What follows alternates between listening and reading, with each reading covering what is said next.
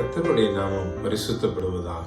இந்த 4வது மாதத்திலும் உங்களை சந்திப்பது மிகுந்த சந்தோஷம். இந்த மாதமும் தேவன் நமக்கு கொடுத்திருக்கிற வாக்குத்தத்த வசனம் 2 நாளாகமம் 15ஆம் அதிகாரம் 7ஆம் வசனம். நீங்களோ உங்கள் கைகளை நெகிழ விடாமல் திடன் கொள்ளுங்கள், உங்கள் கிரியைகளுக்கு பலன் உண்டு. இந்த மாதம் தேவன் நமக்கு பலன் கொடுக்கிற மாதம். நாம் படுகிற பிரயாசங்களுக்கு ஏற்ற ஆசீர்வாதத்தை கொடுக்கிற மாதம். நம் கைகளை தளர விட்டு விடக்கூடாது.